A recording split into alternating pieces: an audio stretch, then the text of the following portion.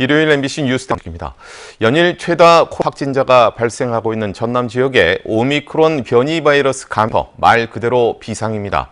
방역당국 일부 확산 방지를 위해서 총력전을 펼치고 있습니다. 양정은 기자가 취재했습니다. 최근 코로나19 확진자가 급증하고 있는 한평군 한평읍. 거리는 텅 비었고 사람들의 발걸음은 뚝 끊겼습니다. 한평 어린이가 쏟아지자 주민들이 집 밖 출입을 꺼리고 있습니다. 확진한 확진자만 지금까지 18명. 이 가운데 3명이 정밀검사 결과 오미크론 바이러스에 감염된 것으로 확인됐습니다. 방역당국은 어린이집과 한평읍 주민 등 3천여 명을 전수조사했습니다.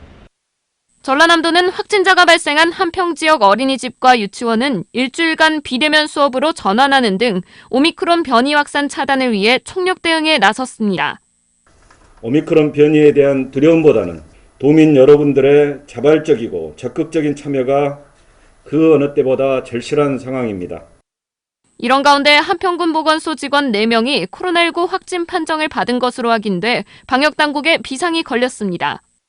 일단 바로 확진과 동시에 저희 보건소에 방문했던 실은 폐쇄 조치하고 그다음에 방역 소독하고 그다음에 접촉자를 찾아서 역학조사하고 검사해서 전남에서는 오미크론 첫 확진자 발생과 함께 주말과 휴일 역대 최대 확진자가 쏟아지고 있습니다. 그래서 전라남도는 정부의 방역 지침보다 강한 대책입니다. 밀접 접촉자에 대해 접종 여부와 관계없이 격리기간 매차를 의무화했습니다. 또 해외 입국자는 10일간 시설의 경로 진단검사를 4회까지 실시합니다. MBC 뉴스 양정은입니다. 장성군이 최근 코로나19 확진자가 다수 발생한 황룡면 주민에 대해 전원 진단검사 행정명령을 발동했습니다. 장성군은 지난 11일부터 이틀 동안 황룡면 일대에서 10명의 확진자가 집계, 장성군 공직자는 12일까지, 황룡면민은 14일까지 전원 진단검사를 받아야 한다고 밝혔습니다. 그러면서 60세 이상 주민 백신 추가 접종으로 2주 동안 모임 등을 자제하는 잠시 멈춤을 적극 실천해 줄 것을 당부했습니다. 광주에서도 코로나19 확산세가 꺾이질 않고 있습니다.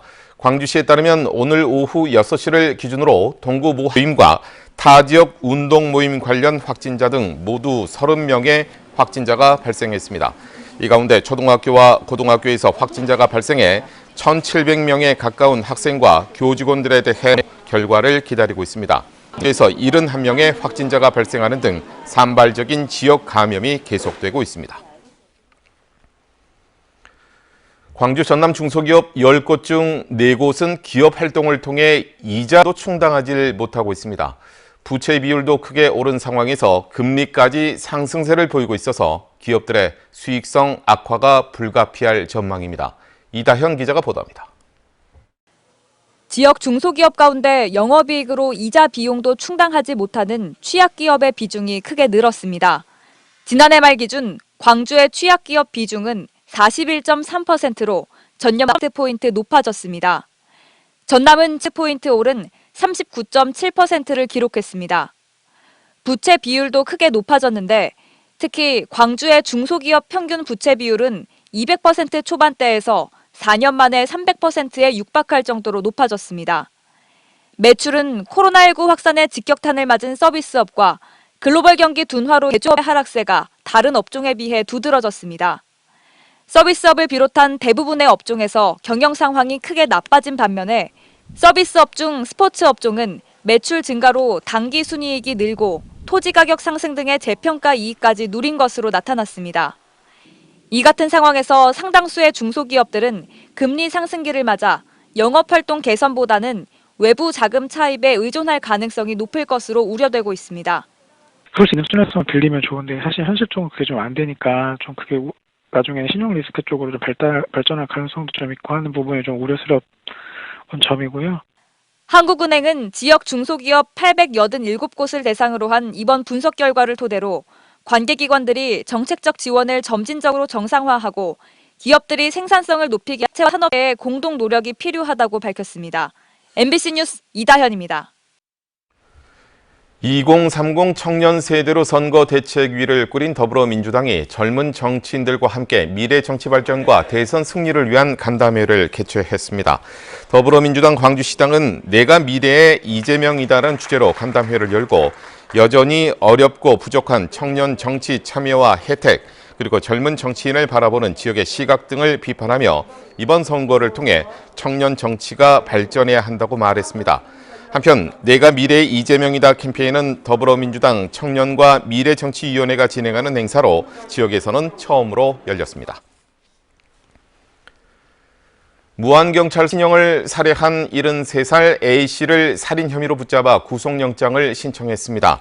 A씨는 어제 오전 8시 50분쯤 무안 몽탄면의 한 마을에서 친형인 75살 B씨를 흉기로 수차례 찔러 살해한 혐의를 받고 있습니다.